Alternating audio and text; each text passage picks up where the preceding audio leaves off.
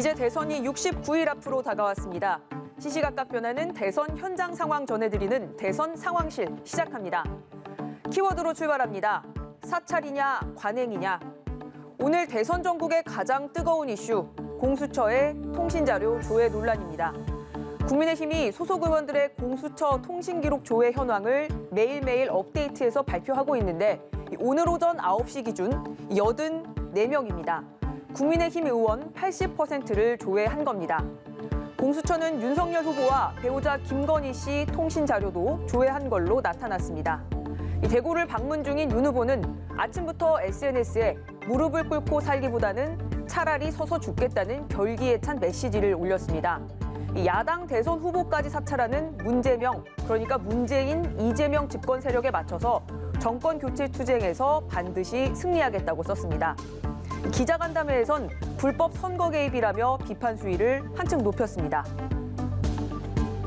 아침에 보니까 우리 국민의힘 의원들 100여 명이 참여하는 단톡방까지 다 털었더라고요. 이거는 뭐 미친 짓이죠. 이거는 전부 선거 개입이라고 봐야 됩니다. 단순한 사찰의 문제가 아니고 부정선거를 지금 자행하고 있다는 얘기입니다. 비슷한 시간 이재명 후보도 공수처의 통신자료 조회 논란에 답했습니다. 통신자료 조회는 아마 수사에 있어서 매우 중요한 기초자료라서 공수처도 한 것으로 보이는데 법령에 의한 행위를 사찰이라고 할 수는 없을 것 같고요.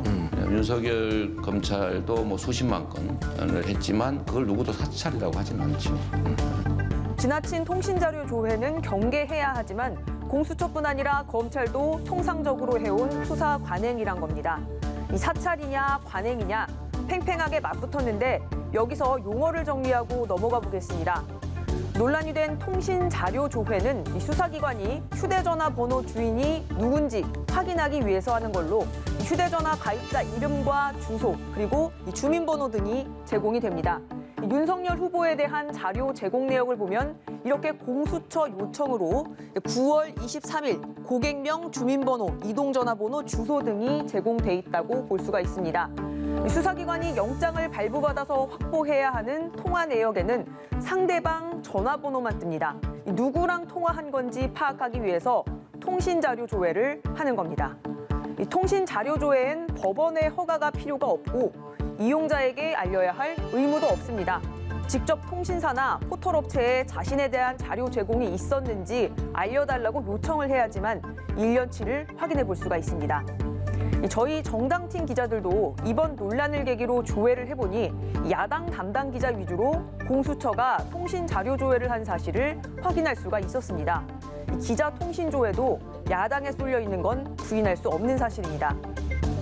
민주당은 윤석열 후보가 검찰총장으로 재직한 1년 6개월 동안 검찰이 282만 6천 건의 통신 자료를 조회했다면서 공수처보다 검찰 조회가 더 광범위하다고 반박에 나섰습니다. 지금 공수처가 문제라고 하는 게 135건을 조회했다는 겁니다.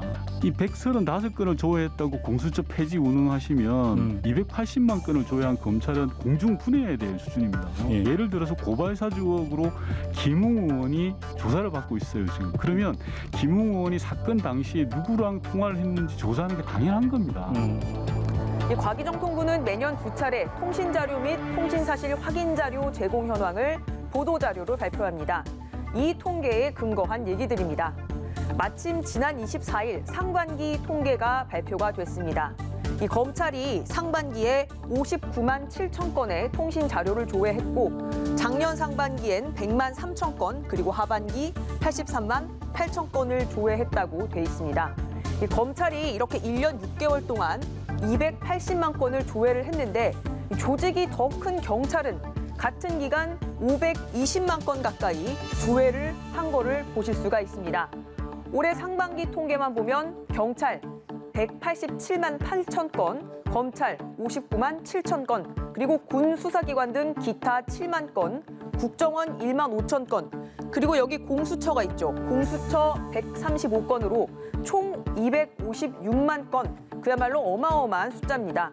이 민주당은 공수처 135건 조회를 가지고 이 작은 숫자로 문제를 삼는다고 하고 있지만 이 공수처의 국회의원 통신자료 조회는 대부분 올해 하반기에 이뤄졌기 때문에 이 하반기 조회 수는 이보다는 더 많을 겁니다.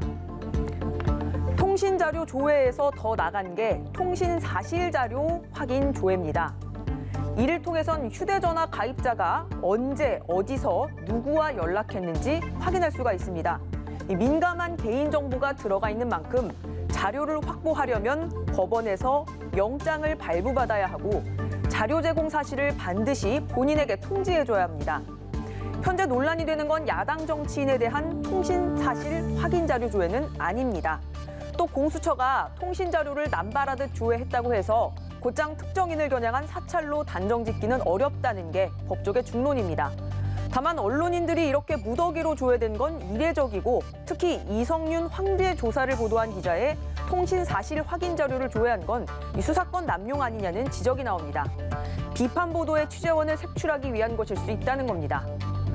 관행적인 수사 기법이라지만 통신 자료 조회 역시 기본권 침해야 남용 우려가 있기 때문에 법원 통제를 받게 하거나 적어도 사후에 당사자에게 통지하도록 하는 규정이라도 도입해야 한다는 목소리 시민단체를 위주로 수년간 이어져 왔습니다. 공수처가 과거 60, 70년대에 유신 시절 중앙정보부와 비슷한 형태의 민간인 사찰을 갖다가 특히 대통령은 이 문제를 어떻게 생각하는지 본인의 의사를 피력해 줄 것을 강력하게 요구하는 바입니다. 윤석열 후보는 누구보다도 통신자료 조회가 적법한 수사 활동이라는 걸 잘 알고 있습니다. 국민의힘 의원들께 말씀드립니다. 피해자도 아닌 분들이 피해자 코스프레하지 마시기 바랍니다. 이렇게 사찰이냐 관행이냐 공방만 이어가기보다는 이참에 여야가 통신자료 조회 남용을 막을 방안을 만들어 보는 건 어떨까요? 오늘은 여기까지 짚어보겠습니다. 지금까지 대선 상황실이었습니다.